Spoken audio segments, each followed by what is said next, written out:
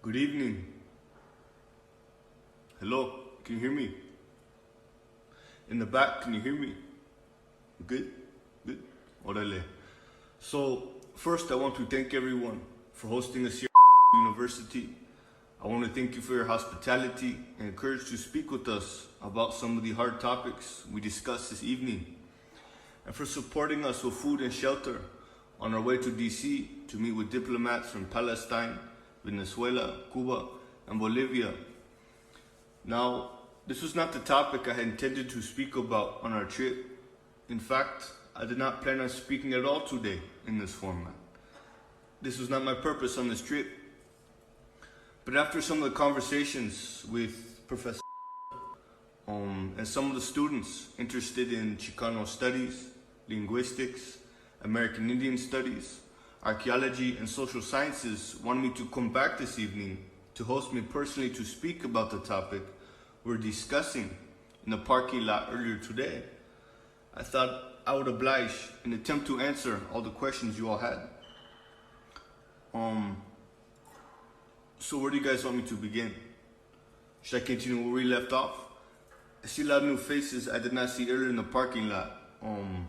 How many of you were present for the discussion we had in the parking lot? I should just start from the beginning. Orale. Okay, so where this conversation began is, I believe, someone asked, how did Cholo culture tie into authentic land-based indigenous resistance movements? And what is its actual origin and true history? So let us first, we began in the conversation earlier. The word Cholo, where does it come from? The word Cholo is the modern Hispanicized variant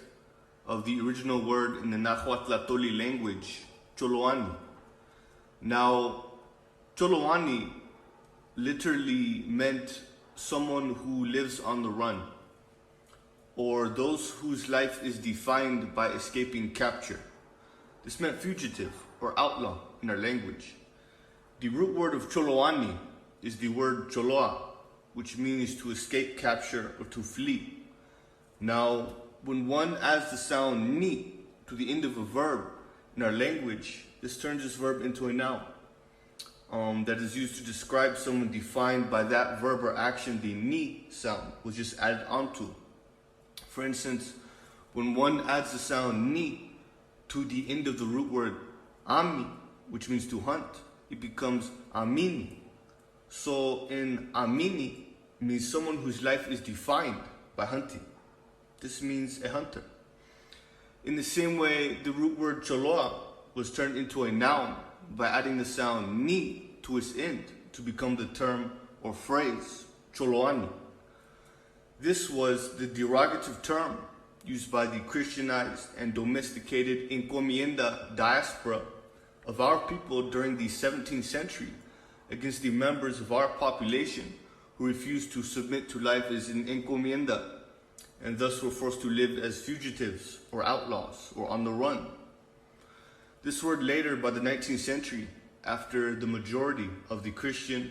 assimilated, and colonized descendants of the encomiendo population, who not only spoke Spanish, was Hispanicized to become the word we know today as simply Cholo.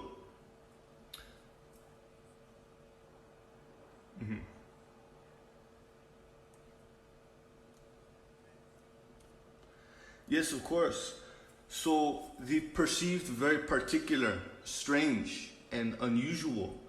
style of dress that defined the Cholo and Cholo cultura you are familiar with today originally came to be out of necessity from Choloani, which were nonconformist Indians attempting to modify and wear Western clothing in a way that reflected and resembled traditional tlatkik or clothing. The long shorts you see Cholo wear was a modern adaptation of the khalsak, the traditional woven agave fiber or woven cotton long shorts. These were as well made from animal skin as well, prior to the advent of agave fiber weaving and cotton fiber weaving. Now, the tubos, or long socks you see Cholo wear, was a modern adaptation of the traditional Teypohs'weepeehl,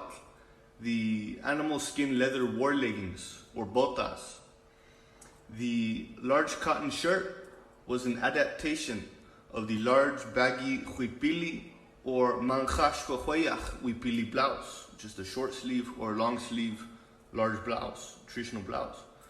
The long canvas belt you see hanging down a Cholo's knee was a modern adaptation of the tlajo il piloni, or the traditional sash. The paño, or headband, bandana, was a modern adaptation of the Ixcoihuetlastli, or warrior's traditional buckskin headband. The Mongol braid you see at the back top of many Cholos heads, it's not too common these days, but back in the day it was. Some of you growing up may have witnessed this. This braid comes from the tradition of the traditional piochtli or temilot, or Jenith Lake scalp lock braid, worn with the shorn or shaved head by the original ancient Coachique war societies. This came from the first wave of original Choloani of the 17th, 18th, and 19th century. The bucha, or large compañero mustache, the tenihuio, as it was known, was brought into Choloani culture by the second wave Choloani, the campesinos and encomiendas who revolted and turned Choloani, or outlaws, becoming legendary revolutionary gunfighters and rebels of the early 20th century, like that of the famous Villa and Zapata.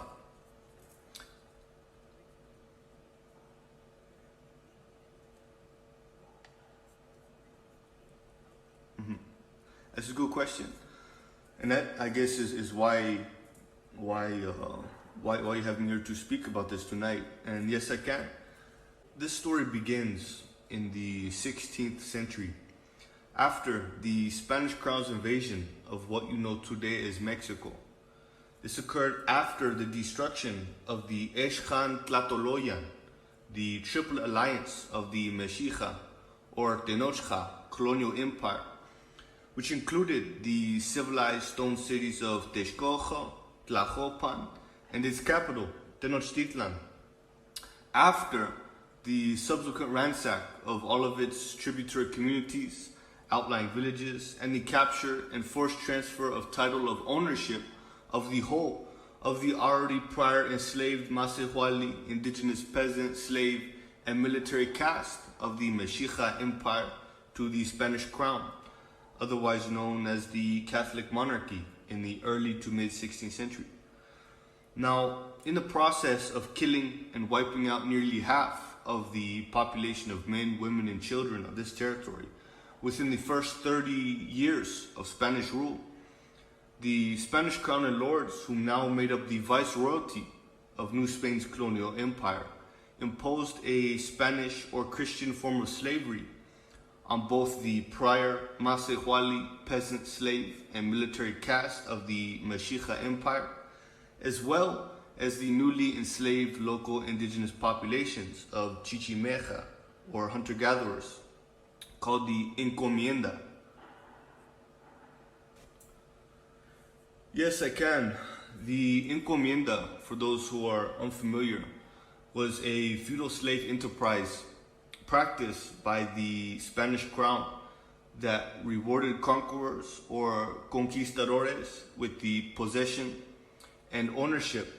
of entire lineages of indigenous human beings, men, women, and children, and their descendants through debt,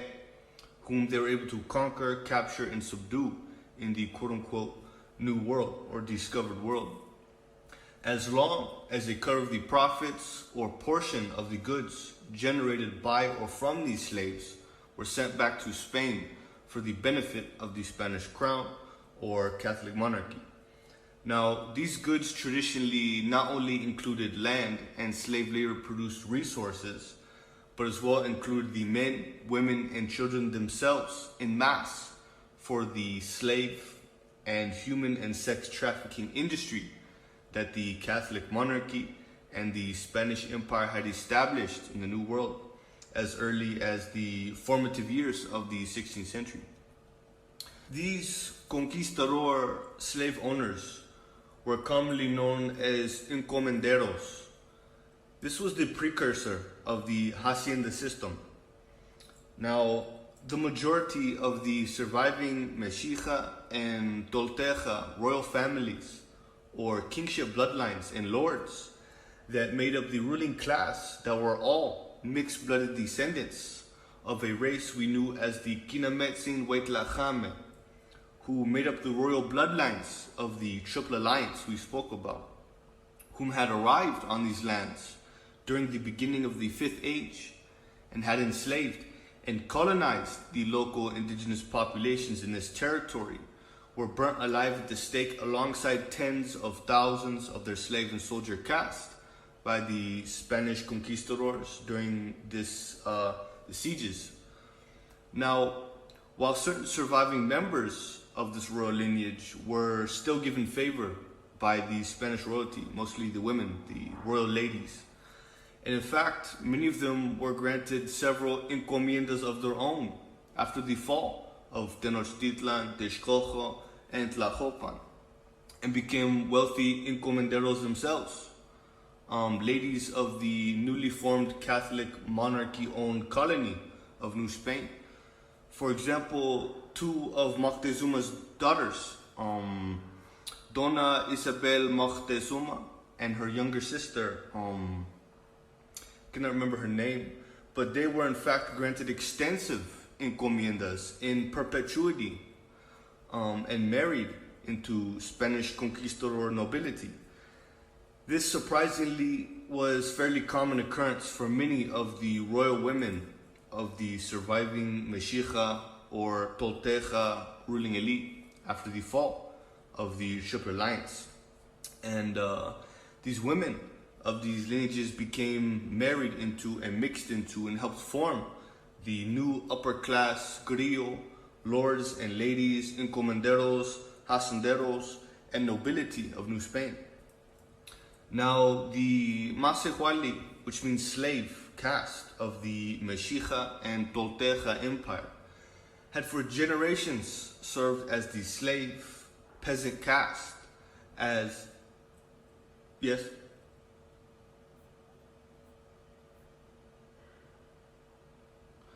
Yes, I'm sure you were taught this, but no, Masehuali does not mean common person. You see, this is the problem when one learns indigenous language from the very educational system of the same colonizer who colonized the original speakers of the language you're trying to learn after it has passed through the hands of that colonizer. Understand, not only is there an underlying incentive of the colonial education system to purposely propagate and sow mistruths, ignorance, and misunderstanding in the community and to descendants of colonized people, but the Western colonial mind is defined almost wholly by ignorance and misunderstanding and cannot grasp indigenous philosophy, concepts, or perception because of his predisposition and his lack of, proper context. When you take language classes at your college or learn languages like Nahuatl from non-traditional people, danzantes who learn their language from Westerners or from Western colonial academics, irregardless of their race, brown, white, whatever, what they're teaching you is English or Spanish with Indian sounds. Understand, this is English or Spanish with Nahua sounds. For instance, this is a perfect example. Thank you. What did your professor tell you Masehuali meant? Common person. Commoner. Okay. You see, either by ignorance or by knowing and willful intent, the truth of this word has been withheld from you. Commoner or common person, this is an English term and phrase or concept. To say the word Masehuali and think commoner or common person, when one speaks it, is simply speaking English yet with Nahua sounds. It is speaking mistruths. Masihwali does not at all mean common person or commoner. Our language is far more poetic, deep, and truthful than English may ever be.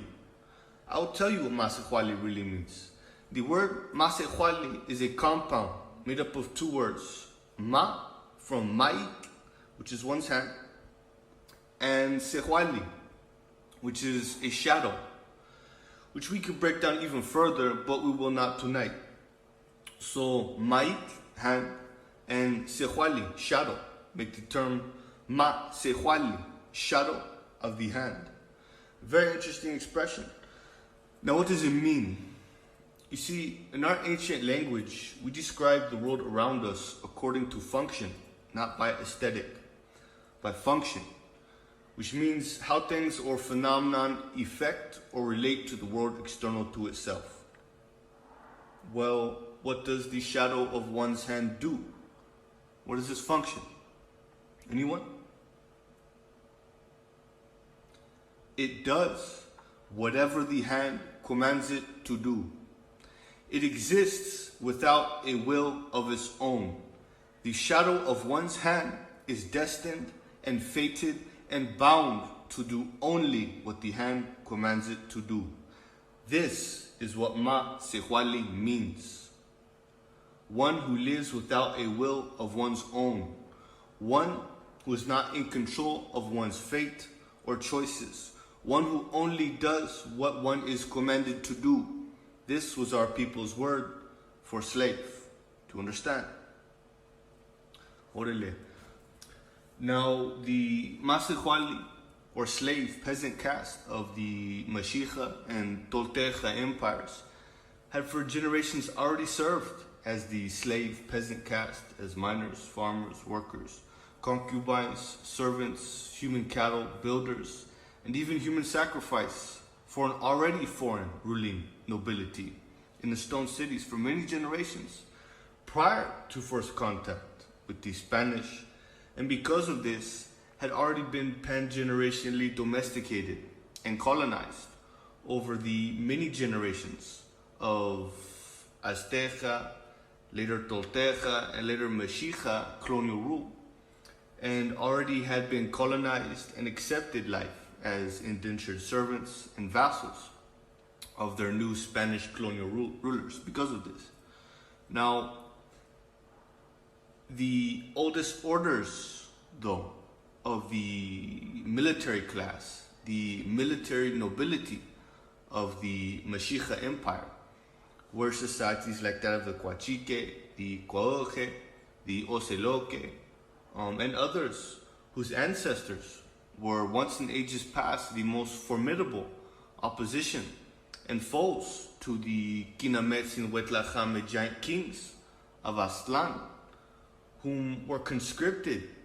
into the Aztec Empire's armies as leaders and military nobility after their initial defeat, capture, and colonization during the Third Age, similar to the indigenous Ainu of Japan, whom after their defeat and colonization by the Japanese became conscripted into the dynastic armies, becoming then the samurai class or military nobility of dynastic Japan. These disbanded war society members were in the same way of generational hereditary military nobility caste. And even though members of these elite military orders whom lived as military nobility and led the armies and soldiers of the empire were still treated as mere vassals and subjects of the ruling elite kingship bloodlines, forced to serve with complete unquestioned loyalty or pay with their lives or the lives of their families. These members of the once revered military nobility caste did not have to live as Masihwali or how slaves did, or have to work the mines or toil with the planting stick or serve as builders and live in squalor on the outskirts of the cities, or know abject poverty or hunger as the rest of the Masihwali commonly did. and lived with a semblance of dignity and respect, similar to that of the samurai class of dynastic Japan in comparison to the peasant classes in dynastic Japan.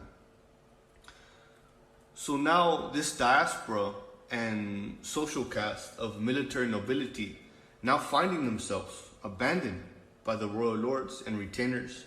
their war societies disbanded under the order of the Spanish crown and Catholic monarchy, their social and economic status revoked and sold into slavery as common slaves, becoming encomiendas to work the mines or plantations until early death, and having to watch their children, their sons, their daughters, and wives sold into slavery and prostitution, traded among the Spanish conquistador encomenderos, suffering, experiencing every horror and form of abuse, humiliation, and depravity imaginable in 16th century colonial New Spain, like that spoken of in great detail in the records kept by Bartolomé de las Casas. This diaspora, alongside the various tribes of once free Chichimeja, or hunter-gatherers, and their own disbanded war societies, began meeting in secret in the cover of night, reassembling the disbanded military orders and war societies in the form of clandestine fraternal orders, and planning and staging revolts under the guidance and leadership of the remaining Nahuali, or medicine societies, like that of the Tlachixque, the Mejatlapoque, the Citlaltlachixque, the Apoque,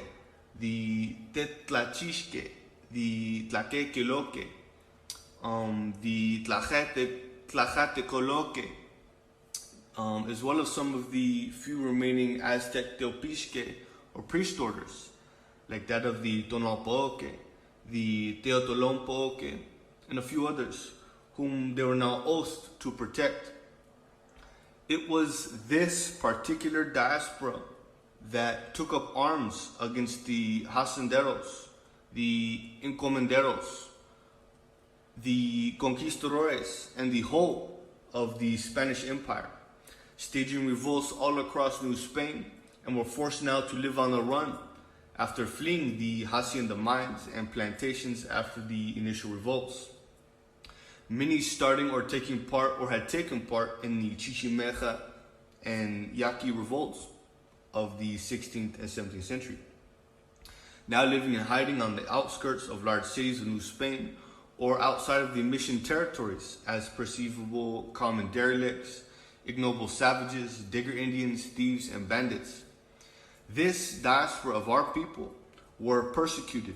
and criminalized for refusing to convert to Christianity or to live as an encomienda, as a slave working the mines, plantations, and farms, as indebted property to Spanish lords or encomenderos, and for being caught practicing their traditional forms of spirituality, singing their traditional songs, dancing their traditional dances, or for being caught engaging in clandestine meetings in the night, labeled insurrectors, devil worshippers, pagans, hostiles, outlaws by the Viceroyalty of New Spain, and soon would fill the gallows, the stakes, and jails of New Spain, becoming a pariah, an outcast among the majority of their own colonized populations whom had accepted Christianity, Western colonial life, and the station of encomiendas. This colonized diaspora of our populations whom had accepted Christianity and Western colonial life as encomiendas began to call those who refused to submit to life as an encomienda, whom were now forced to live on the run, Choloani, which, as we discussed earlier, in the Nahuatlatoli language means he whom lives on the run, or he whose life is defined by escaping capture, which simply meant fugitive or outlaw in our language. This diaspora of the what we call first wave of Choloani for generations and centuries led and waged guerrilla war, staged planned attacks and revolts and insurrections against New Spain all across its territories from the mid-16th century into the 19th century. Now, when the viceroyalty of New Spain received insight and confessions from local encomiendas who sought to either gain reward or avoid punishment, officials were able to trace the roots or the hidden hand behind each of these revolts, agitation, and insurrective behavior amongst the indigenous populations in New Spain to a particular diaspora within the population whom still wore the Teypohs'weepeehl or temilo. Now, yes.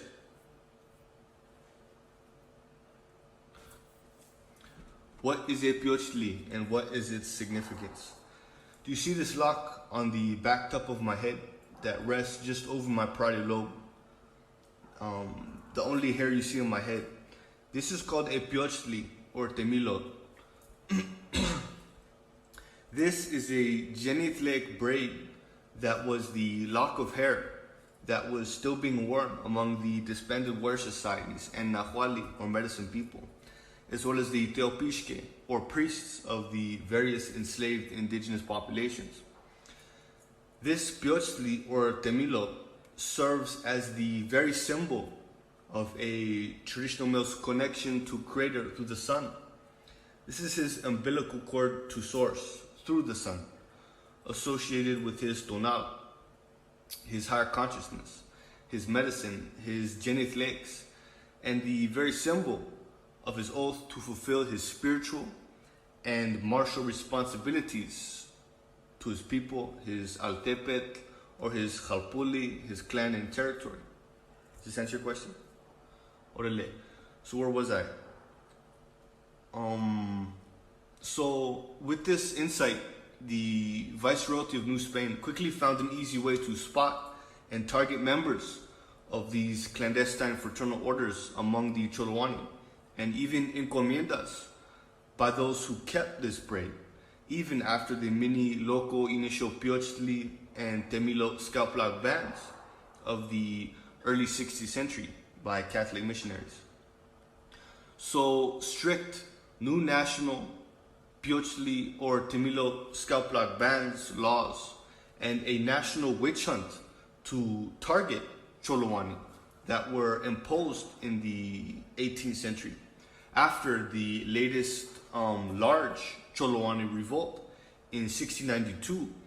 which occurred in the capital of New Spain, led to the full focus of New Spain's military force and government on the destruction of this diaspora. This led to the murder and imprisonment of tens of thousands, maybe even hundreds of thousands of Cholowani and members of the clandestine disbanded warrior societies loyal to the Nahuali for the whole of the next century. You can do your own research on the Teypohs'weepeehl or temilo or scalp lock bans of that era that were put into place by New Spain to target this diaspora. There are much records to show this. So the Cholowani diaspora remained engaged in armed conflict with New Spain for the next century, living on the run. Many fleeing out into the desert badlands, the high cliffs of the Sonoran and Chihuahua Desert, and as well as into the mountains of the Sierra Madres. And the government of New Spain throughout the 18th century continued targeting, executed, lynching, and imprisoning Cholowani in mass with a vengeance to halt this movement and culture of insurrection. Now, here's where it gets really interesting. Cholowani outlaws caught in West Mexico, Mexico City, and the Sonora and Chihuahua regions caught living outside of the missions, and Cholowani whom had been captured as prisoners of war all over New Spain during New Spain's punitive expeditions by Spanish military against villages that refused conversion to Christianity or refused life as encomiendas, now in the 1770s began being shipped by the thousands to the various presidios or military prison colonies to be used for slave labor in the territory of New Spain that was once called Alta California, whom you may know today as simply California. Now, among the first presidios or military prison colonies established in California where the imprisoned first wave of this Choloani diaspora were sent to live and work, was Monterey, which I believe was established in 1770, San Francisco, which I believe was established 1775, 1776, San Diego, which I believe was established 1772, 1773, Santa Barbara, which was established, I believe, in 1782. I may be missing one or two. Shout it out if any of you know it. So after being captured and shipped en masse to these presidios or military prison camps in Alta California, Choloani from across New Spain, made up of the underground fraternal orders of the perceived disbanded Mexica, Tolteca, military orders, and Chichimeca war societies, throughout this period, were now able to meet en masse and establish new fraternal orders in secret within these prison camps. And by the beginning of the 19th century, with the establishment of various new pueblos of Alta California, like that of Los Angeles, San Jose, and many others their slave labor built, many Choloani, upon release or escape, fled the presidios into the streets of the new pueblos or early civilian cities like that of Los Angeles, and by the 1840s had established gypsy-esque Choloani or Cholo communities that would later lay the foundations and become the predecessor and root of some of the oldest barrios in California. Oh, do not worry, I'll get to that. So around the same time, in the mid-19th century in California, post-treaty of Guadalupe of Hidalgo, after the Spanish rulers of the Spanish colonial settlement of New Spain ceded more than half of their colonial territory to the United States in 1848, I believe, which included the modern-day states of California, Utah, Arizona, New Mexico, Colorado, Nevada, and Texas, which now became part of the rogue British colonial settlement known today as the United States of America. The United States, with the new inheritance of most of the whole of the arid Southwest region from their new Spanish colonial allies, were left with a new problem, a great problem. And what problem was that? That problem was what had been gathered and captured all around New Spain and sent in mass to the presidios in Alta California. That problem was the Choloani problem, whose territory they had just acquired in the Treaty of Guadalupe of Hidalgo. What to do with all these nonconformist Indians, these Choloani, who would not submit to Western colonial life of indentured servitude, who refused to live as encomiendas, miners, as farmers, as workers, and subjects, and debtors for their new European and now American overlords, who would not assimilate into Western colonial and now American society and culture. After various mass lynchings, after many small battles and armed conflicts between California Rangers and many Choloani communities, whom were now in the state of California as war refugees as a consequence to Spain's bloody 200-year northward expansion, after the sacking of Tenochtitlan, after the Chichimec Wars, the Yaqui Wars, the Mixton Wars, the Ajaxi Wars, the Pueblo Revolts, the Teypohs'weepeehl Revolt, and many other massacres, wars, and revolts, and then the United States 100-year western expansion that drove many war refugees attempting to escape certain death by various Spanish and later American military regiments, scalp bounty hunters, depraved colonial marauders, slavers, bloodthirsty rangers, into the industrial slums of California. The intended Choloani final solution would come in the form of something called the Greaser Act of 1855. Are any of you familiar with this act? Yes, so it seems many of you are aware of this act. This act would mark the true and actual beginning of the American prison industrial complex and the beginning of the greaser era of the Choloani. So what was the Greaser Act of 1855? The Greaser Act of 1855 was a eugenic, genocidal law that aimed to exterminate through criminalization and incarceration the last few remaining traditional, nonconformist indigenous populations whom would not submit to indentured servitude and assimilate into Western colonial culture and society in California.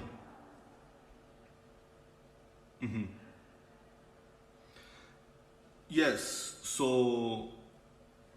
greaser. Understand, this diaspora of our population, whom were referred to as Choloani by their own non-traditional population, which meant those whom live on the run or fugitives, whom still practice the tradition of wearing rendered animal fat or grease in their hair and on their skin, were referred to by English-speaking Westerners and Americans as simply greasers. This is where the term actually comes from. It does not come from mechanics or any silly thing your Chicano studies professor may have told you. Greasers was a term Americans had for traditional Indians who still wore rendered animal fat in their hair and on their skin, as the Choloani did. Now, this law was drafted and put into practice to target and exterminate the remaining members of the Choloani diaspora. And was as stated. Can you hear me? Orale. Thank you. Thank you for bringing this. So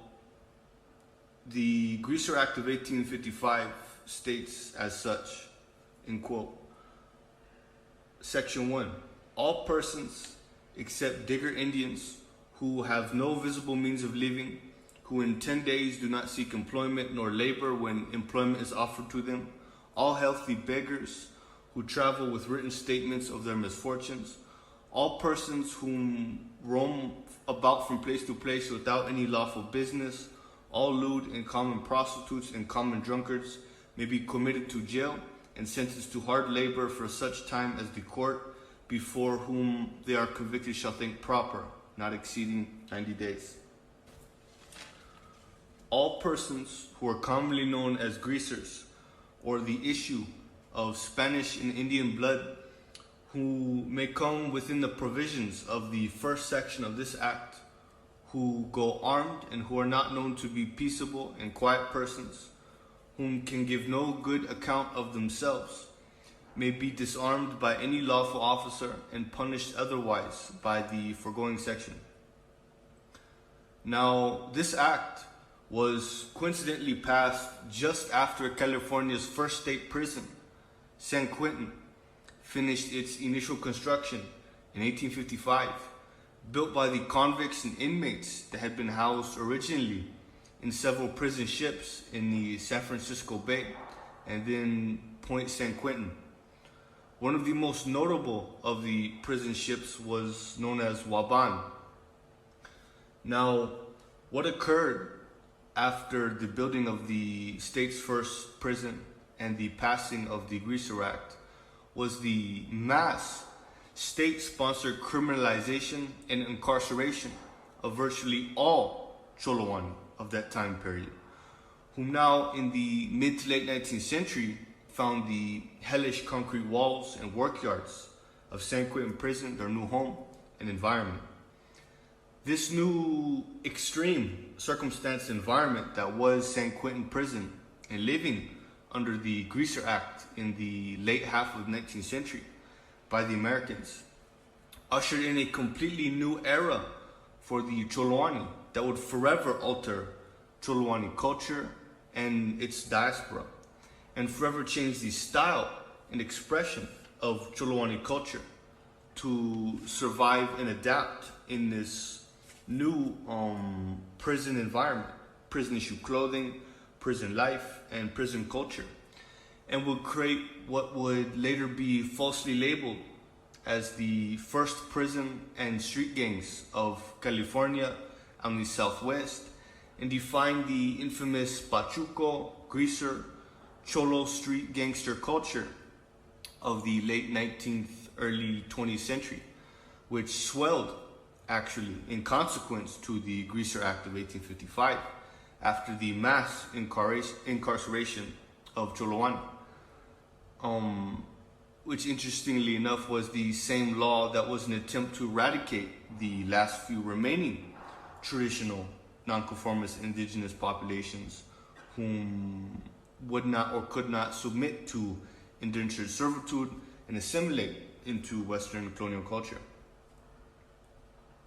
Yeah, trust me, I'll get to that. Lo prometo, I'll get to that. So, this prison, San Quentin, understand at that time served as the long-term detainment facility for all Choloani greasers in California, both men, women, and children as young as 12 years old, up until 1860, being housed with the criminally insane, mentally insane, murderers, rapists, bandits, pedophiles, soldiers, hired guns, and the cutthroat, depraved, predatory colonial dregs of gold rush era California. During this time, the ancient disbanded warrior societies like that of the Coachique, the Oceloque, the Coaoque, the Chicahuachioloque, the Xiocoyolque, the Masehualioque, and even the Tlaquequeloque, the Sacred Clown Society, whom had survived the 16th, 17th, and 18th century, existing in secret, go underground in secret clandestine fraternal orders scattered across the southwest under the leadership of the Nahuali, whom had continued their meetings in secret, took the lead in San Quentin prison, organizing and leading the rest of the imprisoned Choloani in an attempt to defend one another from the rest of the predatory prison population, prison guards, and even members of their own race, and established the first prison Cholo faction in San Quentin prison in the 1860s, 1870s, which laid the foundation of the original southern factions. A decade and a half before the opening of Folsom Prison and the creation of the first prison Cholo faction in the north that would establish themselves in Folsom Prison and lay out the foundations of what would later become the northern factions, close to a century before the official north and south split of the late 1960s, early 1970s. Now, I'll get to that. Trust me, I got you. I'll get to that. In the coming many decades after 1855, there were many more anti-Choloani state laws passed in California to further criminalize and imprison broader spectrums of the Choloani diaspora in an attempt to destroy the last of their ilk and wipe out their culture.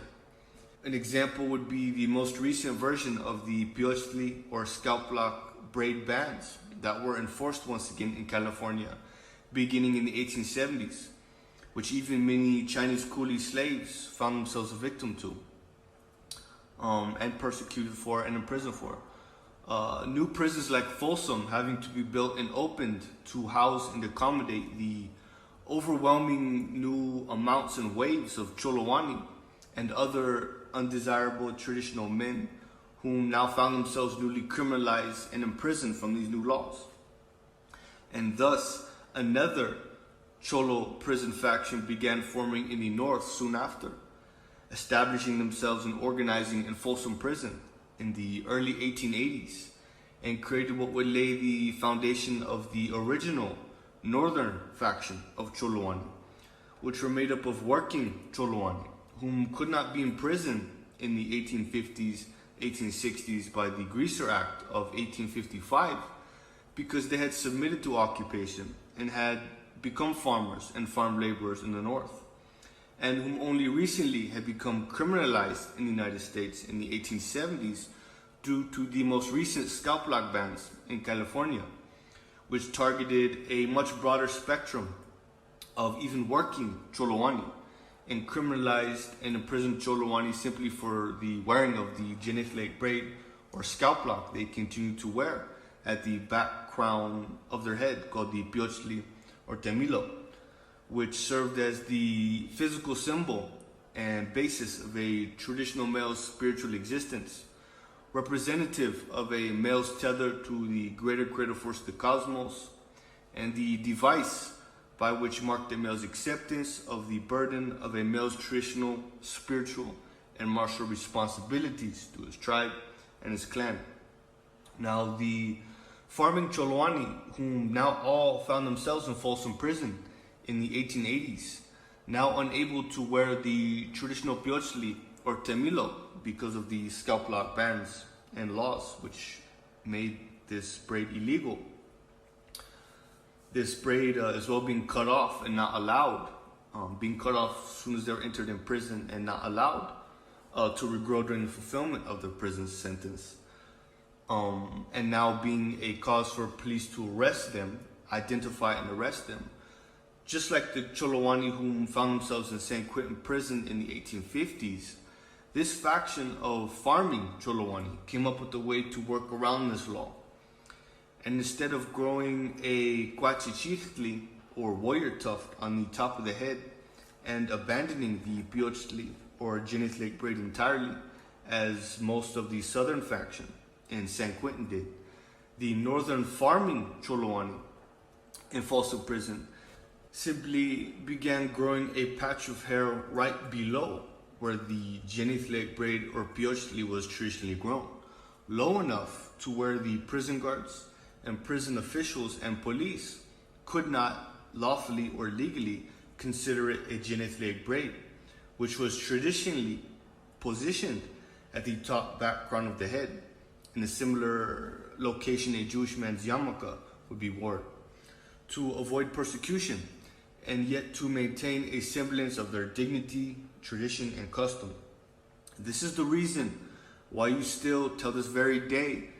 see many northern Cholowani or Cholo in prison and on the calles still wearing the traditional Teypohs'weepeehl or Temilo braid, except positioned slightly lower near the middle back or bottom of the head. This is the northerners' Folsom Prison adapted version of the genithlate scalp lock braid, whom many in the barrio growing up may have heard of as simply the warrior braid, the Mongol braid, or the northerner braid. This is as well where the origin of the southern factions of Cholowani calling the northern factions of Cholowani farmers comes from, which predates the southern and northern split of the late 1960s, early 1970s, as this took place close to a century before DVI opened in Tracy in 1955, and close to a full century before the happenings that occurred in DVI that many now know of today, that many books and films have touched upon. As well, the term scrapa or scrap in reference to a member of the southern faction of Cholowani or Cholo was originally derived from, which was actually a derogative term whose origin began in the 19th century, used by the northern factions of Cholowani, whom were working as farmers and laborers in the 19th century and able to purchase goods for their families, calling the southern factions of Cholowani, whom still refused occupation throughout the whole of the 19th century, scrapas or scraps, because non-working southern factions of Cholowani during the 19th century were often known to look for food and clothing and things left behind by civilians in dumpsters or on the streets to feed and clothe their families, or to trade or sell to attempt to survive in this new European colonial world without submitting to occupation. Now, during this time in the mid to late 19th century, under the Greaser Act and the most recent scalp lock bans and the widespread state-sponsored imprisonment, Cholowani were forced to become once again very militant, organized, and unified to survive in this new, more dire and hostile circumstance and environment. Adapting to prison life, and there's now several different steps of Cholowani communities and underground warrior societies across California, most of them which did not get along, were put into the same prisons and able to commune and speak for the first time at length, forced to band together in mass for protection, shaped by these new prisons, a new form or style or expression of the Cholowani's esoteric culture, tradition, customs, language, tattoos, form of communication, and culture came into fruition to continue the ever-evolving and adapting traditions of the underground disbanded warrior societies and fraternal orders within the Cholowani diaspora, which sustained and maintained their secrecy and survival under the nose of colonial occupation and dominion, as perceived merely common criminals, bandits, derelicts, and outlaws. And thus, Scalo, or Cholo slang, came into fruition, whom many these days will simply refer to as Chicano slang, as it later, much later, became accepted into the broader Chicano diaspora's culture by the 1930s, 1940s, which was originally an amalgamation of various pre-Columbian dialects of Uto-Aztecan language, which were spoken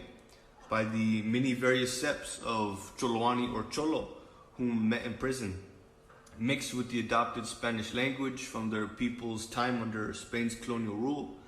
mixed with gypsy dialects of Spanish from their intermingling with Spanish, Sicilian, and Italian gypsy families, as well mixed with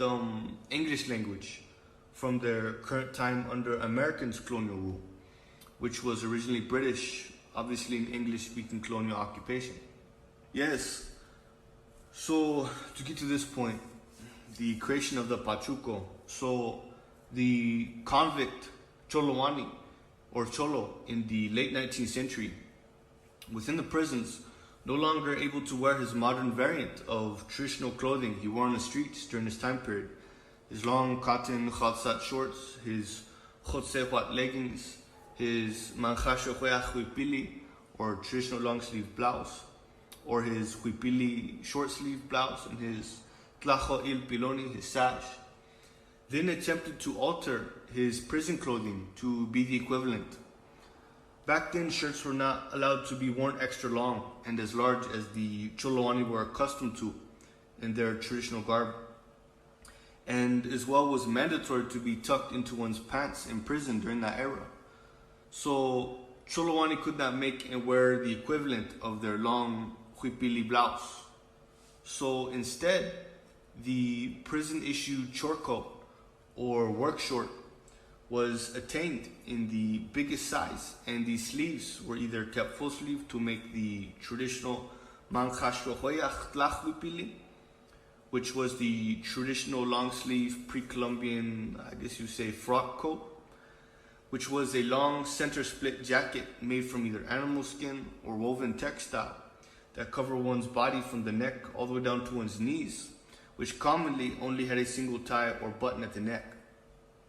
Or the sleeves were hemmed at 3/4 length to mimic the look and style of the Teypohs'weepeehl, which was simply the 3/4 sleeve equivalent. And thus, the top buttoned prison short coat or chore shirt became the prison Cholowani's Teypohs'weepeehl or Teypohs'weepeehl, or frock coat and short sleeve frock coat, the almost symbol of the prison Cholo. And one must understand, as prison violence and prison politics began escalating in the 1930s, the 1940s, and 1950s, with the uptick in incarceration of broader populations of different peoples and communities now arriving in California, in the Southwest, Cholowani convicts began to learn to use the prison short coat in the same way their warrior societies had used the Teypohs'weepeehl, the cotton armor cuirass,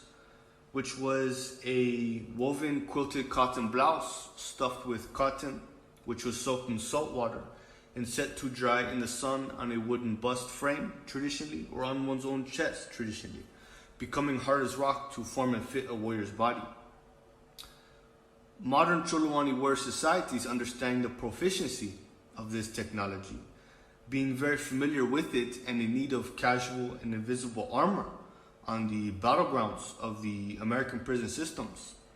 Just like the Teypohs'weepeehl, the cotton armor cuirass of antiquity, Cholowani began saltwater soaking and ironing or pressing their charcoals,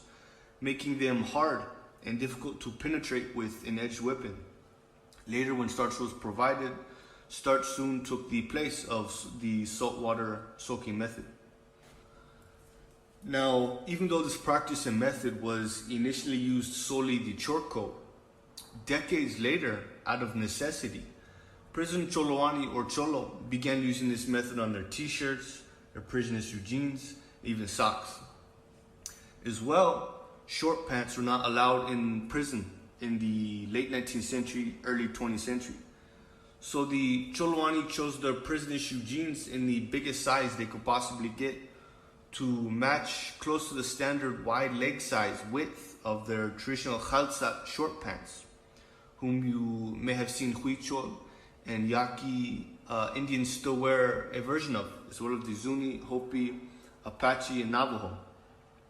They then cut these oversized jeans, shorten and hem the cuff of the legs of these jeans to match the length of their legs to meet prison guidelines, so that they could be considered pants and allowed to wear, yet not be so long that they drug on the floor, inhibiting one's movement. Having to be so wide at the waist to provide the leg width equivalent to the traditional khalsa short pants, Cholowani had to then fold and overlap the waistband of their jeans and belt them up, ironing and pressing creases into them to fold and lay them properly while maintaining the integrity of their shape, which as well created multiple layers of starch-hardened armor. In this, the Cholowani or prison Cholo created an elongated pants version of the khalsa, wide-leg short pants out of prison-issue jeans, and found a way to invisibly and casually armor them. And this is to answer your question where the Pachuco comes from. And thus the heavy triple starched, pressed and ironed, hemmed and cuffed, pleated and creased aesthetic of the prison Cholowani or Cholo was born, arrayed in his cotton armor, prepared for battle at all times, and would later alter and define the next era of protocol and standard dress for Cholowani from this time on, and last into the modern age of Cholo, at least for those whose barrios lineage is old and noble. The Cholowani as well was not able to wear his Josehuat or traditional war leggings within the prison system, so they began wearing the tubos, the cotton long socks, to serve the same purpose and cover his calves. The tradition of Cholowani or Cholo's pants or shorts being worn high and belted at the belly came from the customary pre-Columbian or pre-Hispanic traditional protocol of Chichimecan and Aztecan dress, which required the wearing of the traditional tlajo'ilpiloni, the sash belt tied at the exact center point of one's body, which was directly over the navel or belly button. Because of this, Cholowani wear their pants at the traditional height in which the top of their mashtlat or breechcloth sat, due to the height of where their tlajo'ilpiloni or sash was tied, which was always directly over the navel. You see, the word for belt or sash in the Nahuatl language is tlajo'ilpiloni. Now, when you break this word down to its compound words, it's made up of two different root words. Tlajo, meaning at the center or the middle, and ilpia, which means to bind or to tie. Now, loni, this is the sound added to the end of a verb to change it into a noun and define it as a device or instrument used for that purpose the verb described. So, tlajo'ilpiloni literally meant the device by which binds or ties one's center or middle point. The spiritual significance of the tlajo'ilpiloni among the war societies was just as important of the utility of the traditional belt or sash, which held up their mashtlat or breechcloth, as it served as the adornment of one's physical and energetic center point, representing balance, the true source of a warrior and a human being's power. The canvas belt in the prisons now replaced the traditional Teypohs'weepeehl sash, and its significance and the location at which it was worn, the same height and section of a warrior's body, was for the same reason among the traditional fraternal orders whom descended from the original warrior societies, and the Cholowani whom still rejected Western colonial culture, custom, and fashion.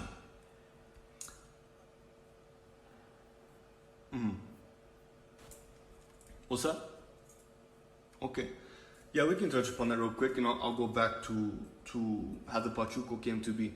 So, gang signs, gang sign language, where does this come from? And does it have a history? Yes, it does. The oldest forms of prison or barrio sign language or Cholo sign language came originally from an amalgamation of different steps of the Cholowani diaspora's forms of what we call matlahuiloli or matlahuilotlatoli, which means like hand picture speech or hand sign communication, in which pre-Columbian and pre-Hispanic native people used to communicate with one another when there was not yet a shared tongue, so they could still get across basic formal communication. The most basic forms of matlahuilotlatoli allowed one to express a basic introduction or greeting universally, which was most commonly comprised of articulating that first one was a five-fingered human being, then sharing what age in which one's matrilineal lineage had been created, in which quantified one's race, what one's matrilineal clans were, what lands or territory one's clans were originally from, and what lands one people were currently living in, and as well what they ate. Now, several examples of some of the more pure, preserved, and traditional forms of pre-contact or pre-Columbian matlahuilotlatoli still exist in the form of what is now commonly referred to as Plains Sign Language, or Trade Pigeon Sign Language, or Yucatec Maya Sign Language, which are all known to have originated in the modern day northern Mexico, Texas, southern Arizona, southern New Mexico regions of our traditional homeland we call Teypohs'weepeehl, which is the arid Southwest. The very center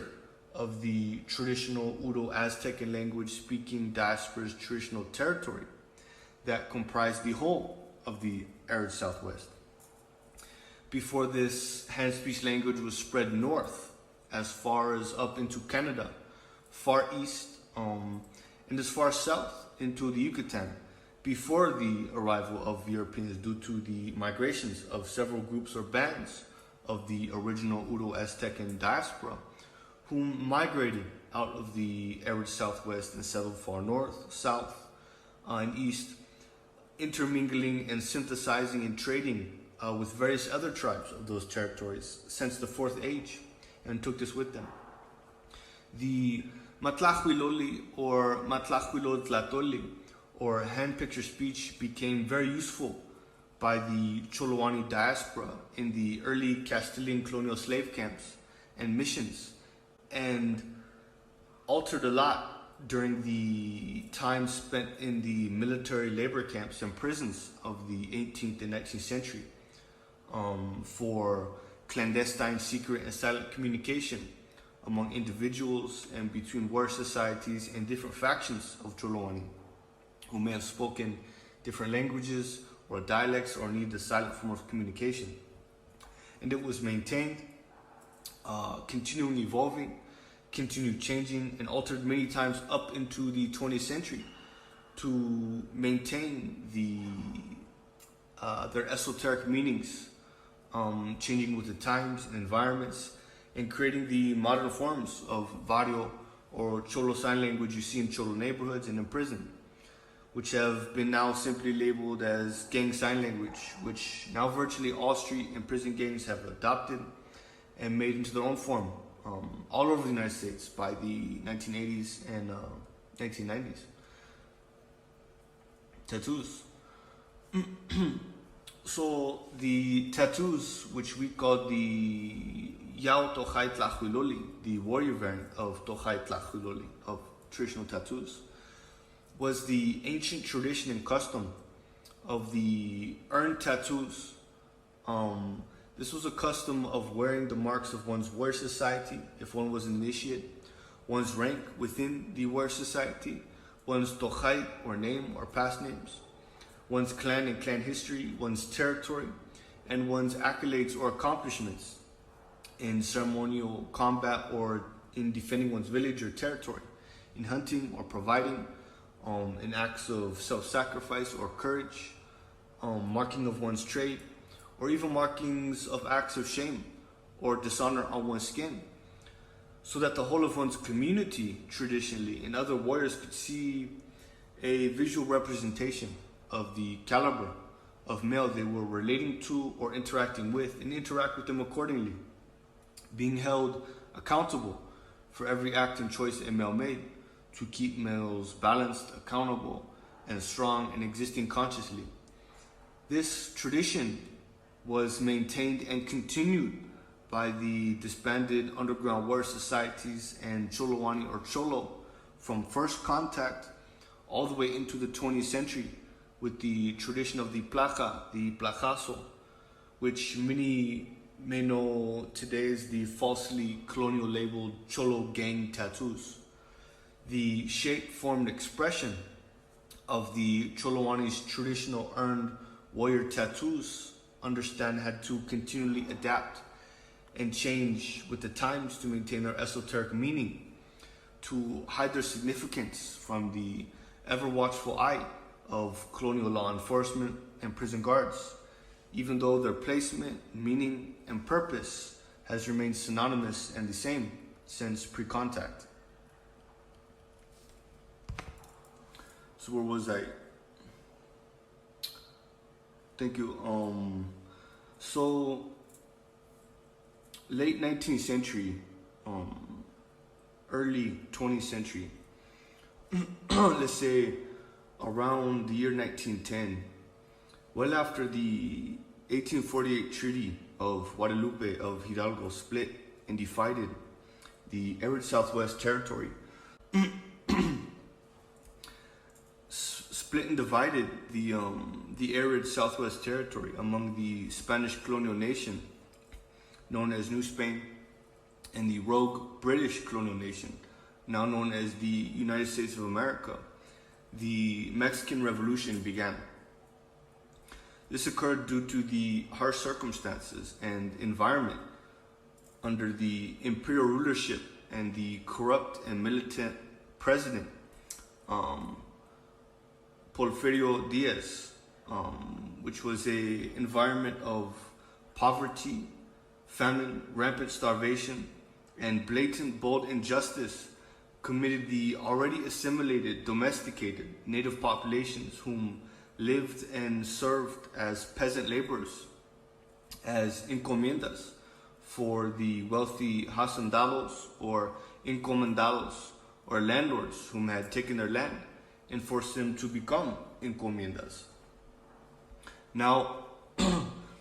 the same diaspora of the original Masehuali caste of the Mexica and Tolteca Empire, whom then became the encomienda caste of New Spain, whom had once detested, decried, and helped persecute the Cholowani, now in the early 20th century, around the year 1910, began banding together with renegade outlaw Cholowani in their territories, becoming Cholowani themselves in the north, or outlaws in the north, under the leadership of mixed blood native farm laborers turned outlaw fugitive or Cholowani Pascual Orozco and Pancho Villa, and began raiding government garrisons. Pancho Villa was originally born Doroteo Arango, and he was a mixed blood native and son to peasant farm laborers in Durango, Mexico. He was orphaned at the age of 15, and soon after that age, in retaliation to the rape of his sister by one of the hacendados, or wealthy lords who owned their land, avenged his sister and killed that landowner and became a Cholowani, or fugitive outlaw himself, fleeing into the mountains, it is said, where he would spend the rest of his adolescence on the run as now a fugitive, an outlaw, as Cholowani. In 1910, Pancho Villa joined Francisco Madero's, I believe his name was,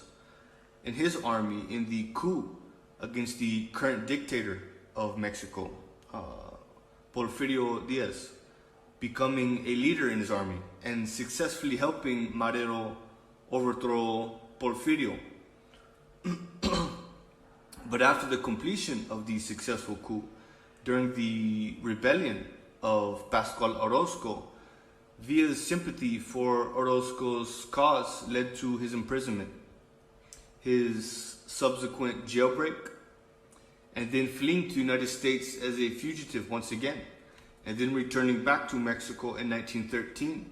and putting together an outlaw rebel group of warrior soldiers known as the Division del Norte.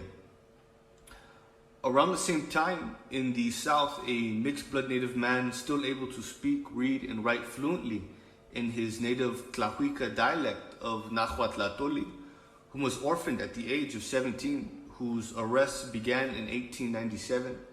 after agitating his people against the hacendados, or encomendados, in which had appropriated his village's land. He himself turned Cholowani, or fugitive outlaw, in 1909 after leading a group of peasants in an armed revolt against the hacendados, or landowners, who had taken their land and forced them into life as encomiendas. He would later put together and lead a guerrilla army of indigenous warriors and farm laboring peasant campesinos turned soldiers, men, women, and children, called the Liberation Army of the South. This man was named Emiliano Zapata Salazar. Villa's Division del Norte and Zapata's Liberation Army of the South, with the allyship of several other local indigenous hostile Chichimeca groups, alongside peasant farmer campesinos, or encomiendos turned fugitive rebel groups,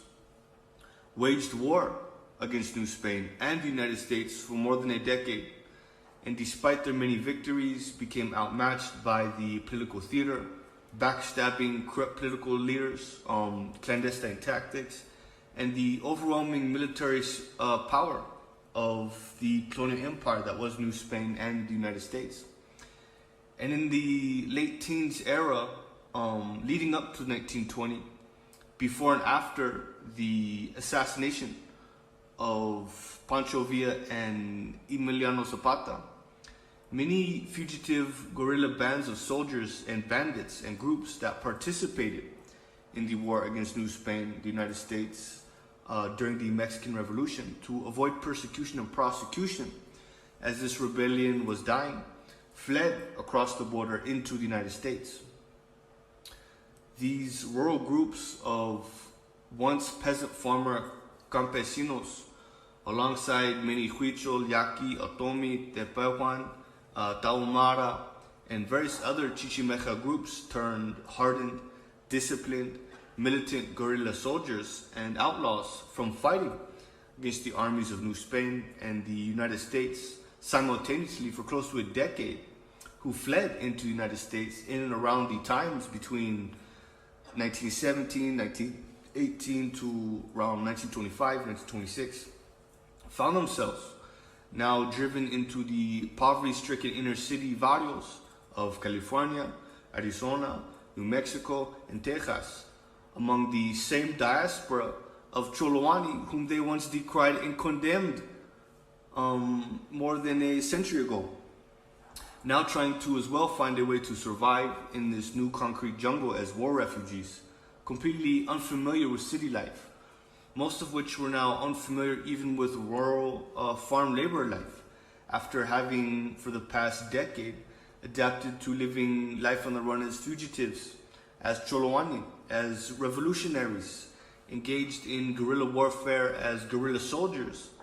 and surviving as armed bandits raiding government garrisons, haciendas, and hacendados, and trains, carriages, and businesses of wealthy griots and corrupt caciques. No longer able to return to their hunter-gatherer way of life due to the laws and presence of the Spanish and American invaders, many of them for generations because of colonization and domestication, prior to even Spanish contact, many of them did not even know how to. So many members of this diaspora found themselves in the inner cities of the American Southwest without a way to provide for themselves or their dependents. Having lived as a outlaw bandit or Choloani and rebel guerrilla soldiers for close to a decade, and still steadfast in their beliefs of the movimiento, many of these second wave of Choloani joined pre-existing Choloani barrio groups that were already present in California since the 19th century. And many others started their own barrios all over the southwestern California, in Texas, Arizona, and New Mexico. This recent migration from 1917 to 1925, thousands of guerrilla warfare tempered rebel compañeros, Mexican revolutionaries, whom were once the rural campesinos and indigenous turned guerrilla soldiers and rebel bandits for Villa and Zapata, flowed into the barrios of Texas, California, Nuevo, and Arizas, and would now forever alter and change the style, canter, strategy, culture, face, and movement of the pre-existing Choloani barrios stateside, becoming leaders and respected families within their barrios they now call home, teaching and training first wave Choloani in modern armed guerrilla warfare and tactics and bandit life that they had adopted and perfected as compañeros, as guerrilla soldiers during their long armed conflict with both the Mexican and American military at the border, and made each barrio they became absorbed into or started much more militant, much more brazen, gritty, cutthroat, and more competent in modern guerrilla and military warfare strategy. This is where the Teypohs'weepeehl or brocha, the famous compañero gunfighter mustache like that worn by Zapata and Villa, is introduced into Cholo culture during this period by this diaspora, as well as the whole of the compañero vaquero bandito gunfighter cultura and estilo that gets reinvigorated into Cholo culture from these ex-rebel guerrilla soldier from Zapata's and Villa's army and rebel groups, and allies whom became some of the most influential families and leaders in barrios across Los Angeles, across California, and across the Southwest, and the prison systems. In the prison systems Choloani faction in the subsequent 1920s, 1930s, 1940s, and 1950s. Now, this would have a profound effect and influence on Choloani or Cholo culture in the barrios of the United States, and as well as the prisons in the United States. One of which would be the creation of the several first officially fully active Chola or female Choloani cliques in the US, which were Choloani cliques or sets within a barrio that were made up of entirely women. This occurred as a direct consequence to the arrival of tens of thousands of fugitive Choloani women,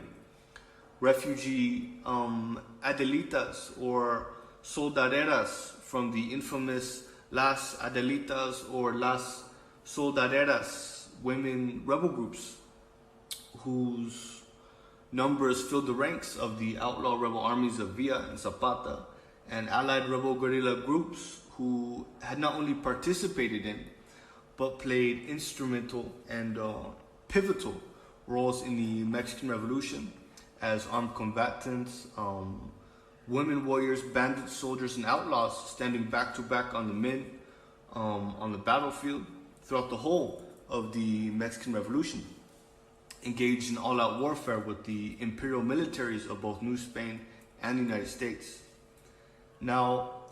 even though prior to the arrival of the second wave of Cholowani in the 1920s, 1930s, there was already an established large female Cholowani population, it was not really until with the recent arrival and influence of the second wave of Cholowani women, the female fugitives and disbanded remnants of the Adelitas and Soldaderas, the women soldiers of the northern and southern rebel armies of Zapata and Villa and their allies, whose new presence, influence, brazenness, boldness, and zealous leadership amongst women within the Cholowani or Cholo community in the states now created and launched the Cholas' own movement within the Cholo movement, actively insisting on taking up more hands-on participation in the armed struggle and the movimiento and the defense of barrio as warriors, side by side with the men in the streets, which created the barrio's first chola, or all women clicas, in the 1930s, 1940s, and subsequent generations. And the women to begin adopting a female equivalent of the men's warrior hairstyle of the pompadour. Yes, I will get into that, where the pompadour comes from, definitely. So that comes soon, lo prometo. So these newly formed chola clicas and their brazen, bold, and fearless stance and actions quickly cemented the Chola's legend and hardcore image and the reputation in the barrio, and were known to be just as active, militant, feared, and capable as any of the typical male Cholo clicas or sets, and were respected by barrios and Cholowani or Cholo all across California, Texas, New Mexico, and Arizona. Now, subsequently, this is how we get into the Pachuco finally. Subsequently, into the 20th century, across the Southwest, by the 1920s, as a generation of prison-hardened first-wave Cholowani returned to the streets and returned to their neighborhoods and barrios, now militant, disciplined, prison-hardened, knowledgeable, trained, and quote-unquote with the business, so to speak, thanks to the guidance and the original leadership of the original warrior societies whom led the Cholowani prison factions, like that of the Coachique and others, all now pouring out of state prisons like Huntsville in Texas, NMP in New Mexico, Florence in Arizona, San Quentin, Alcatraz, and Folsom in California. They brought with them this new ultra-militant, organized, hardline, clean-cut prison Cholo stilo to the streets and Cholowani communities in their cities and neighborhoods all over Texas, Arizas, Califas, and Nuevo, and brought with them the whole new prison Cholo aesthetic and a renaissance, if you will, of decorum, etiquette, codes of conduct, and style to the Cholowani culture on the streets from the prisons, a renewal of the original militant disciplined state of the warrior societies the first wave of Cholowani had descended from, guided and influenced by the original members or descendants of the original clandestine ancient underground warrior societies that were still present in the early prison systems and barrios of the Southwest. And this now is where the era of the Pachuco comes into fruition in the story of the Cholowani. You see, the Pachuco was not the beginning of the Cholo culture or movement. It was near the middle, actually. Now, the leading authorities in Chicano history, Pachuco history, those who have, been delegated as the authorities in in Pachuco history, Chicano history, Chicano studies, wrote written books, published papers. They have no clue, and they will admit where the term Pachuco even comes from. Some of them will mention Pancho Villa. Some of them will mention Pachuca, Mexico. The Zoot, they have no idea where Zoot come from. Many of them believe that Pachuco is actually the predecessor of Cholo culture, when this is clearly, as you've heard, not the case. You can ask them what Pachuco means. They cannot tell you. They will say it is a mystery. Nobody knows. Well, there are those who know. So today, let us share this with you. So, around this time, the early 20th century, Cholowani, or Cholo on the streets, seeing now all the first wave veterano prison cholos getting out of the prisons in the 1920s and 1910, 1920s across Texas and California. Ultra militant, disciplined, clean cut, and seeing their new style of dress, their cotton armor made up of ironed and pressed, hemmed and cuffed, pleated denim prison jeans, large button-down short coats, and button-down denim work shorts, and polished leather boots, began calling these prison cholos Pachuaque. Pachuaque. Now, Pachuaque has a double meaning. One being from the root word pachoa, which literally means to press or flatten, thus making Pachuaque meaning those who press or flatten. Speaking of the iron pressed, creased, and flattened denim work or chore clothes, prison cholo had become accustomed to wearing in prison as their cotton armor and wore now on the streets. Now, the second meaning of Pachuaque is from the same root word pachoa, to press or flatten, but meant in the form of ruling or presiding over. Thus, the second meaning of Pachuaque meant similar to like bosses or dons, so to speak. And just like how Pachuacan,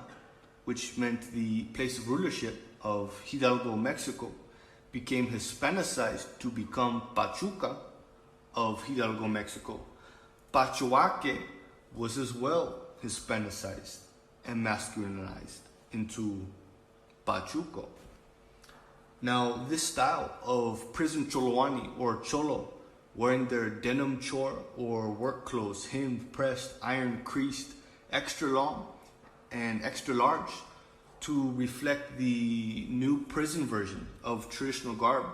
was then expressed into the medium of formal wear of that era, creating the first Zoot suit,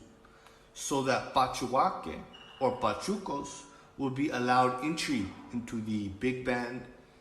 swing, and boogie music clubs and bars of the 1930s, 1940s, and 1950s, which required a suit and tie to gain entry during that era. This is the actual purpose, reason, and manifestation of the Zoot suit. This was the purpose. It was the, how you say, the formal wear variant of the Pachuaque or the prison cholos clothing or garb. And thus was born the Pachuco era of the Cholowani or Cholo movement, and the inspiration of the whole of the subsequent greater Pachuco, greaser, Zoot suit, and gangster movement of the 1920s and 1950s, which would define outlaw fugitive gangster style, which initially spread across the Southwest in the 1920s and 30s and across the nation by the 1950s. Pompadour, yes, thank you for reminding me. Perfect timing. Where did the pompadour come from? Why did Pachucos wear the pompadour? How did it find its way into Cholo or Cholowani, prison Cholowani culture, which defined the Pachucos or prison Cholo style and culture? So, after the genithlate braid had been banned and outlawed most recently again, now in state legislature, in the late 19th century.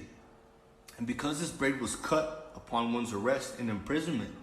and not allowed to be regrown in prisons, Prison Cholowani in San Quentin prison in the late 1800s, unable to wear the Teypohs'weepeehl or scalp lock braid because it was illegal,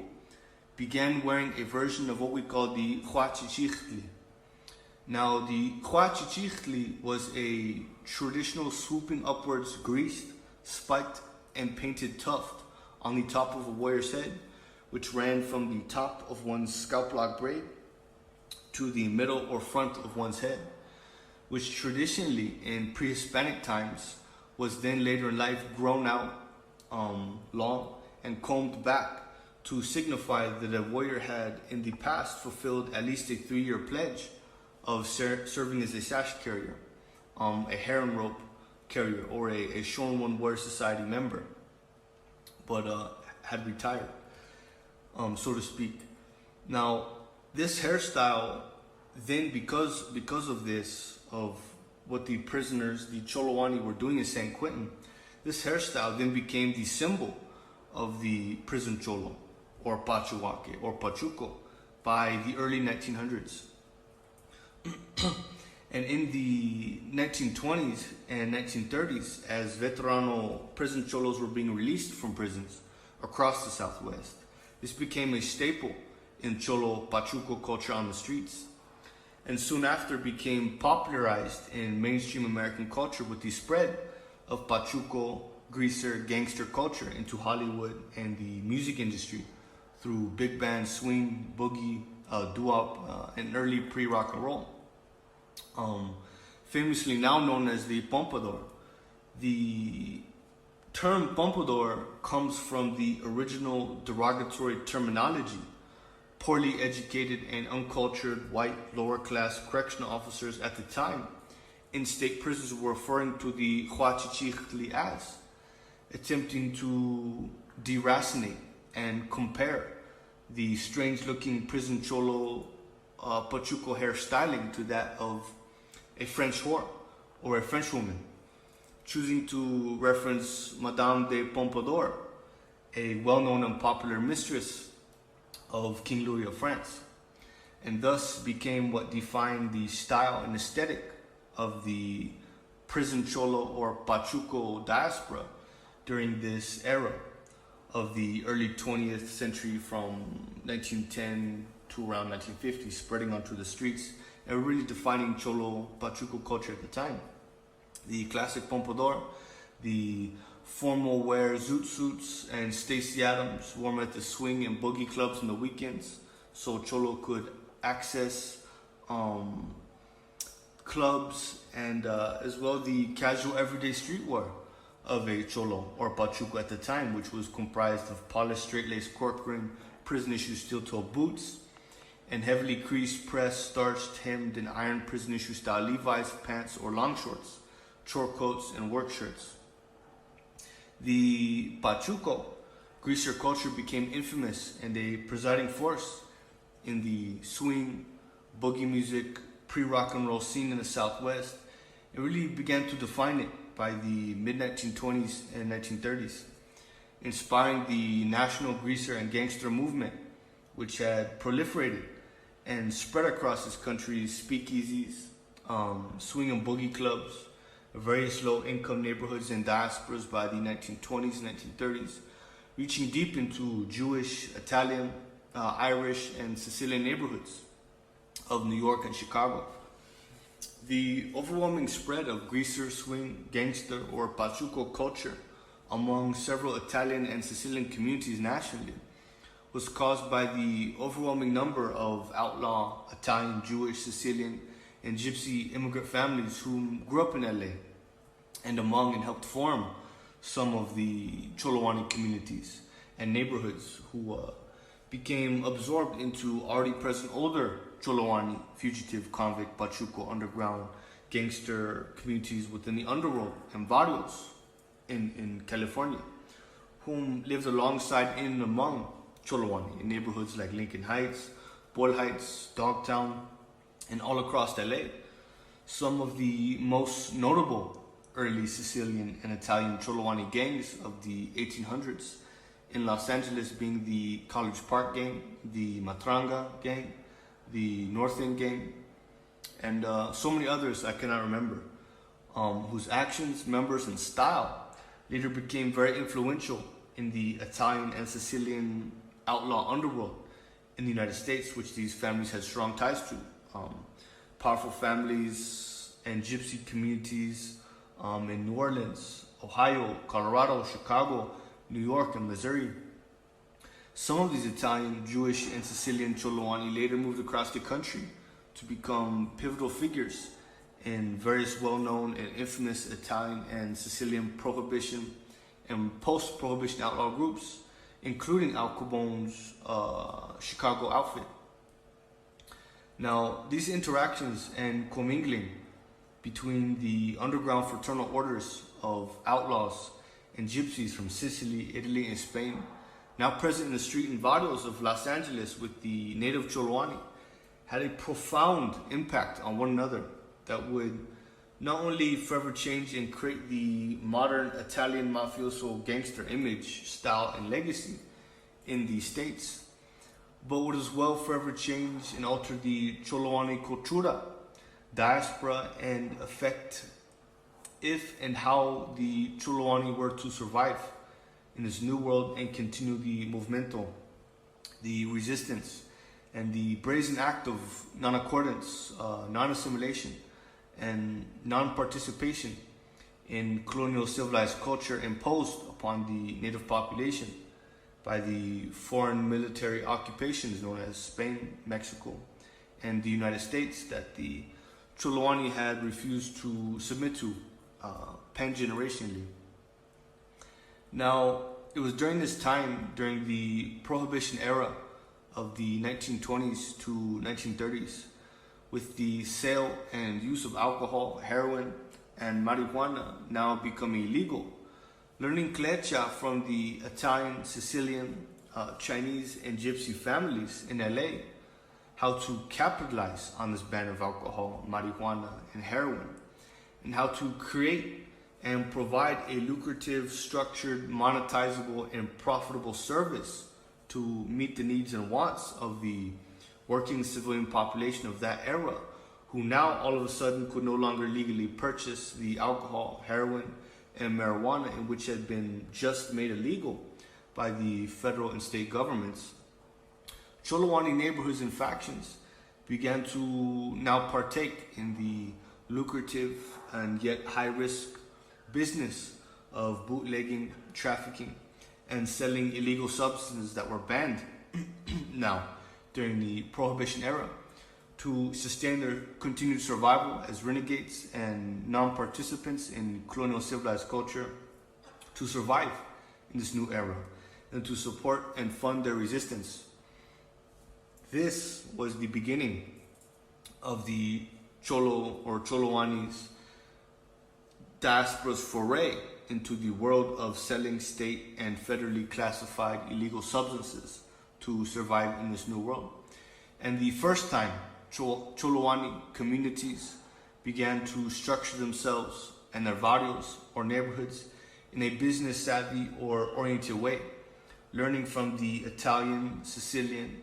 Gypsy, and Chinese families, outlaw families and groups,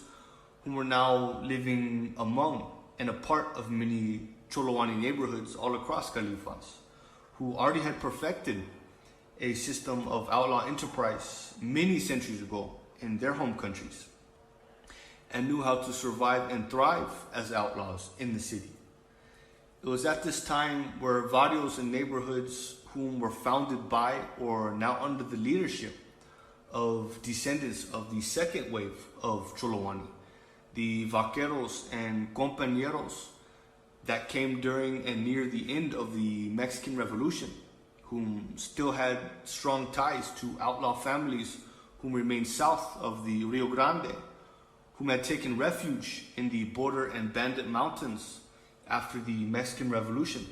in Sinaloa and Durango, where Chinese immigrants had set up large opium fields, as well as outlaw families whom settled in Chihuahua, that gave these barrios in particular a direct plug or line on morphine, heroin, and marijuana. This would become a very pivotal moment in the Cholo diaspora's history that would forever alter the fate and future of the Cholo, causing a huge shift of power and influence on the streets and in the prisons among the several differing factions of Cholowani that would cause the oldest and original factions of first wave Cholowani, like that of the fraternal orders of the Coachique, the Shornwan War Society, the Oceloque, the Cooque, the Jaguar and Eagle Knight War Societies, the Otomique, the Otomi War Societies, the Masehualioque, the Peasant War Society or Slave War Society, the Xocoyoque, the Turquoise County War Society, the Chicahuajioloque, the Strongheart War Society, the Tlaquequeloque, the Sacred Clown Trickster Society, to lose the last of its open or exoteric power, influence, and leadership positions within the prisons and in the barrios. It was during this time, between the 1920s and 1930s, brutal interfighting between second wave of Compañero Vaquero Cholowani and the original first wave of Old Dynasty Cholowani took place, both in the prisons and on the streets. It is said during this time, around the 1930s, after realizing themselves outnumbered and outgunned and out the losing side of this internal war, the leadership of the original first wave factions of Cholowani, the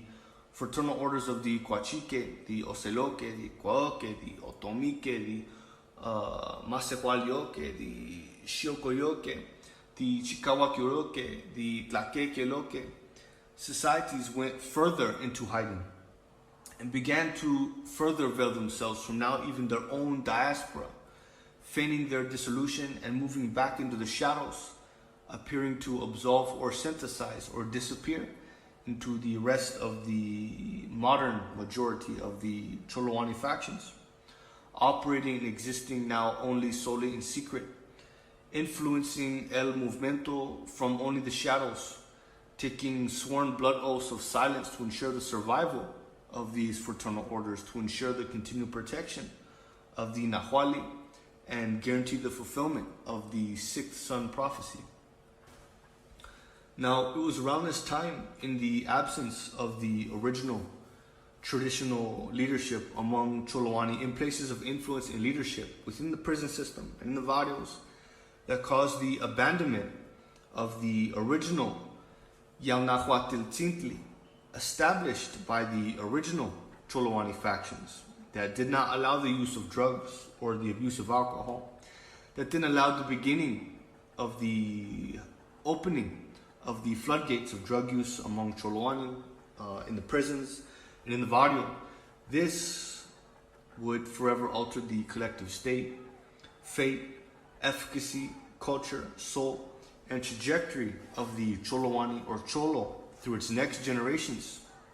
as we move into the 1940s and 1950s. Now, at the same time, in Los Angeles in the 1940s, old and well-established barrios, descendants from the first wave of Cholowani, whom lived through both the initial prison era of the 19th century and later the Prohibition era of the early 20th century, who became barrios like Barrio Sonora Town, Barrio Palo Verde, Barrio Lomas, Barrio Alpine, Barrio Bishops, Barrio La Loma, Barrio Buena Vista, Barrio Bunker Hill, the Cornfield, Barrio Macy Street, Barrio Clanton, Barrio Clover, Barrio El Hoyo Maravilla, Barrio Echo Park, Barrio 38th Street, Barrio Frogtown, Barrio Lincoln Heights, Barrio Temple Street, Barrio Diamond Street, Barrio Dogtown, Barrio Palmetto Flats, and others, alongside the new and cutthroat barrios that began in the 1940s, established by, or led by, or at least heavily influenced by, the cutthroat second wave of compañero vaquero factions of Cholo or Cholowani. Militant, hardcore, and adapted to city life and able to survive and thrive in this concrete jungle, had become pillars in the barrio and the Cholo diaspora, and now forces to be reckoned with, and no longer lived hiding in the shadows of derelict barrio street corners in fear from the white American civilian population and law enforcement, but now walked the inner city streets proudly with their chin held high without fear, and their presence was known, seen, heard, and felt by mid-turn of the century America. This occurring, you have to understand, during the very height of the 20th century's racial segregation, before the civil rights movements of the 1960s, where open racial violence, systematic white supremacist ideals and behavior were rampant and known as the simple status quo in American culture and society. With all this, it was not only a matter of time before the average white American civilian, military serviceman, local government would begin to recognize the Cholowani, Pachuaque, or Cholo, or Pachuco's mere existence as they were and as they stood tall and without fear, as once again a brazen and dangerous open challenge to the status quo of Eurocentric white colonial culture's dominion and the continued systematic subordination and suppression of indigenous, non-white, and female populations in America. Because of this, during this time, conflicts between police and U.S. military, Navy and whites, and the Cholowani or Pachuco began occurring once again regularly in the streets. And many Cholo barrios became much more openly brazen and fearless once again in their stance against the foreign military occupation and colonial settlement, now known as the United States of America, and the dominant colonial culture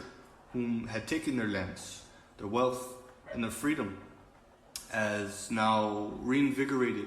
or revitalized hostiles, criminal outlaws, and vehement and violent defenders of their barrios territories. And in 1943, once again, one of the questions asking what the Zoot writes, in 1943, this came to a head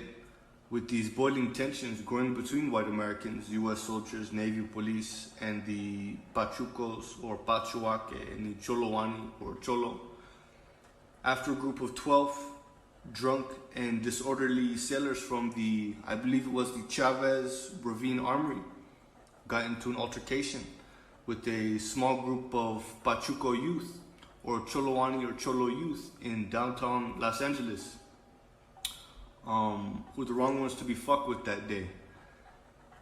It is said a seaman second class by the name of Joe Dacey Coleman, I believe, was reportedly hospitalized after this altercation with the Pachuco youth.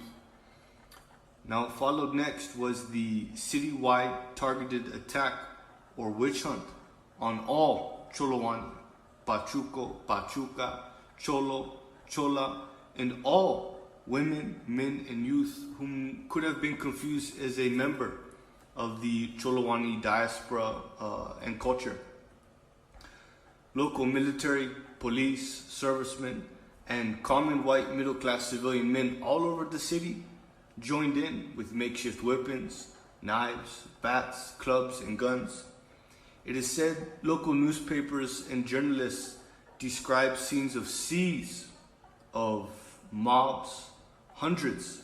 of white U.S. servicemen and civilians pushing their way into movie theaters, halting streetcars, flooding into diners, local businesses and clubs, and pulling every single Cholo, Chola, Pachuca, or Pachuco, or greaser, most of which were under the age of 18 years old, or anyone whom they believed may or could have been associated with this diaspora or resembled them out of their seats, dragging them into the streets where they were beaten, stabbed,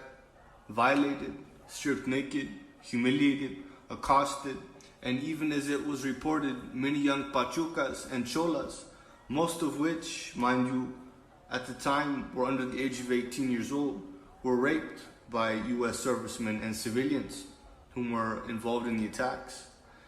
In the frenzy as well though, many Asians, Filipinos, and blacks suffered abuse and violation as well. This initial riot, mentioned in the newspapers, which everyone knows as the Zoot riots, took place June 3rd, 1943, and lasted non-stop for almost an entire week until June 8th, and are now commonly referred to as the Zoot riots. The worst of the riots occurred near the tail end of the week, when thousands of Marines, soldiers, and sailors traveled to Los Angeles from as far as San Diego, Fresno, and San Francisco to join in on the assault. It was reported actually that local radio stations were stating that local taxi drivers would be offering free rides to US servicemen and their co-conspirators involved in the riots to Chicano neighborhoods and barrios in LA. US servicemen attackers were not arrested during this, they were not charged, but thousands of Choloani, Cholo, Chola, Pachucos, and Pachucas were arrested and charged as criminals after their own attacks in violation. And on June 8th, the Los Angeles City Council passed a resolution that made wearing a zoot suit illegal, punishable by up to 50 days in jail. Local newspapers praised local military, police, and servicemen in the week-long witch hunt and assault in violation of the Choloani diaspora. Pachucos and Pachucas, Cholos and Cholas, and greasers, and anyone who might have or could have been associated with them. It was also reported, which many do not know, that after the initial assault in Los Angeles winded down, more assaults began to develop across the country. The assaults on Choloani, Cholo, Chola, Pachucos, and Pachucas, and greasers soon spread out of Los Angeles to all across and all over California, then out of California into cities all over Arizona, Texas, and then spread across the country. And Chicanos, Chicanas, as well as greasers of Italian and Sicilian or Irish, Jewish, or even African descent living in Chicago, Philadelphia, and New York began being attacked as well. Black, Italian, Irish, Asian, and Sicilian zoot suiters or greasers had also been the targets of violence all across California, Texas, Arizona, and as far as Chicago. Harlem, New York City, and Detroit as well, if I remember correctly. Now, as a direct response to this new generation of bold, brazen, fearless Pachuco Cholo youth coming from old and well-established barrios, which were their mere existence challenging the current status quo of American colonial society in existence, which was founded and sustained upon racial inequality, social stratification, religious chauvinism, sexism, and white supremacy, spilling onto the streets of California en masse, receiving national and federal attention. That same year, coincidentally, right, in 1943, a man named Carl Holton was named the first director of the California Youth Corrections Authority. And the governor at that time, the governor of California, transferred management of all state reformatories, Preston, Nellis, and Ventura, to the Youth Corrections Authority. And the state probation office as well turned over all responsibility for delinquency prevention to the Youth Corrections Authority. The word corrections was removed from the title, and thus was born the Hell and Gladiator School, many may know as the California Youth Authority, or CYA. Now, CYA was initially an experimental youth prison system created to manage the crime, punishment, jurisdiction, and imprisonment of inner city and barrio children and youth in California from the ages of, I believe it was 12 years old into adulthood.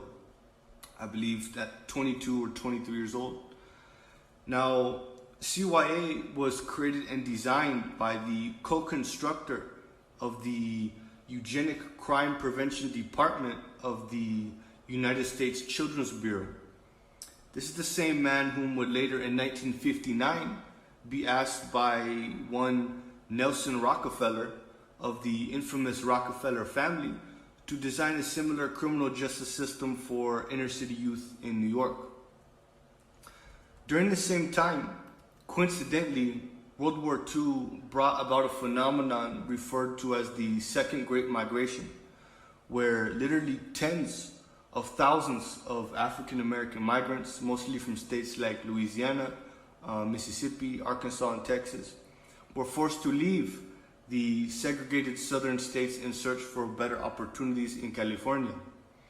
Because of this, the African American population exploded